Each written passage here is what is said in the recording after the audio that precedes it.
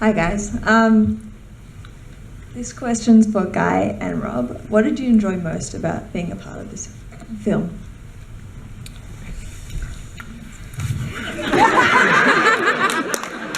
I was going to ask what was most challenging, but then I thought, what did you enjoy? Penetration. I don't know why that's become a joke now.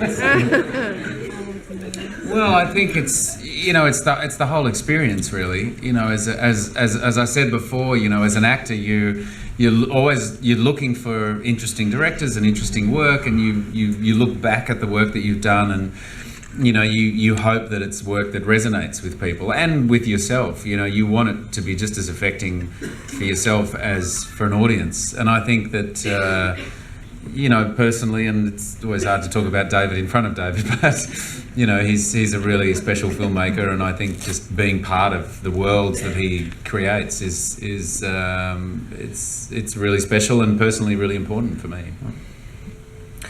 Yeah, just working on something where everyone cares a lot about the movie, about what they're doing. I mean, everybody in the crew, no one, even by the end of it, no one was sick of each other or anything. I think everyone was very excited, and it's very rare in any field to have even 3 months doing that. David was saying at the end, he was like standing in the middle of the parking lot, and I asked him what was up, and he was like, I just want to appreciate this day because I'm only going to have a finite number of 6 or 7 more. I don't want to limit you to do 6 or 7, but only 6 or 7 more of these days in my life probably. And just want to appreciate it. And that was the first director I've worked with who kind of did that. And when they're rapping, I think most people just wanted to run away or kill themselves. I wanted to kill myself. Yeah, I also wanted to suck it in.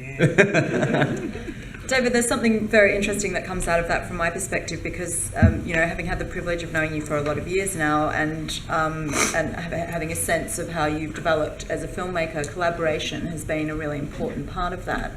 And, you mentioned the writing the script with Joel, but there's a kind of core bunch of you who are always working on each other's films, supporting each other develop. Can you tell us about that value of collaboration for you in that filmmaking process? Yeah, I mean, there's the little gang that otherwise known as Blue Tongue Films that I made a lot of shorts with, and I've still kind of, I'm still working with Joel. I've got a whole other thing that I'm writing with Joel at the moment, and it gets a little bit harder as now that we're all kind of, playing in the big pool. It gets a little bit harder because it soaks up a lot of our time. The shorts were kind of much easier. We just got, someone asked you to help, and it was maybe tops a couple of weeks of your time, and then you're out. And now it's months and months and months, so it becomes more difficult. But I find that sort of collaboration everywhere now in different ways with different people. I'm a person who doesn't leave the house unless I absolutely have to. And the thing I love about making movies is that it drags me out of the house and I get to work with really talented people. It's fun. I love it. It's like, and the beauty of making movies too is that, we'd say rehearsal. Like, what is rehearsal? Really, it's just people sitting in a room talking about life, remembering when I did this thing or, whatever. Just finding a way of filtering the abstract of what you're about to do, filtering it through your own experiences, and I love that stuff. That's, I mean, in a way, it's like me. It's like these become my relationships. I have to pay people to be my friend. Well, what a weird thing to say. Sorry, but David will pay all of you if you hang around for another hour. It's a lot of money to be made tonight. Sadly, we don't have another hour. I think I'm sad about that. But what I would just like to wrap with, I think one of the really exciting things for me as a total fangirl of the Western, and having seen this film start its life at the Cannes Film Festival earlier this year, where Tommy Lee Jones had his new Western, The Homesman, Christian Levering had his new film, The Salvation. you know, I'm kind of out there barracking for the return of the Western, and I'm wondering whether each of you has a favourite Western.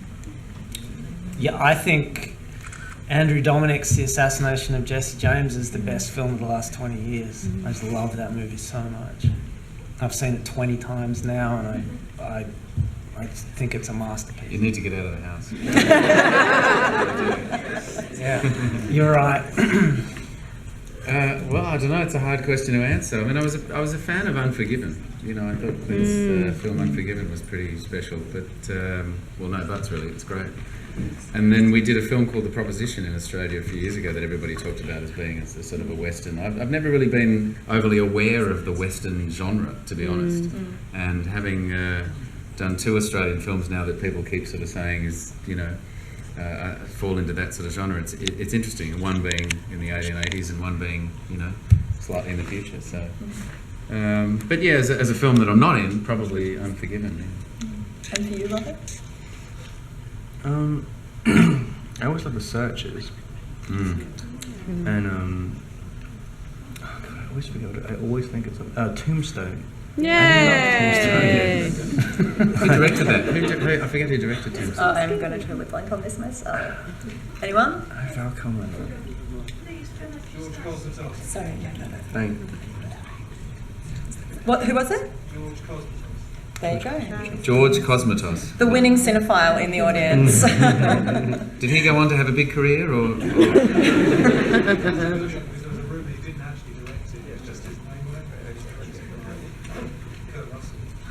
Right. Yeah. There you go. This lady would like to ask a question, right?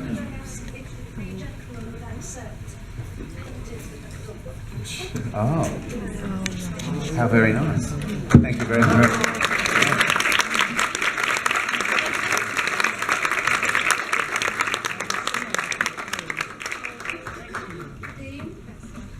And Rob, that was you with the animals from Water for Elephants. Well, thank you very much. Thank you.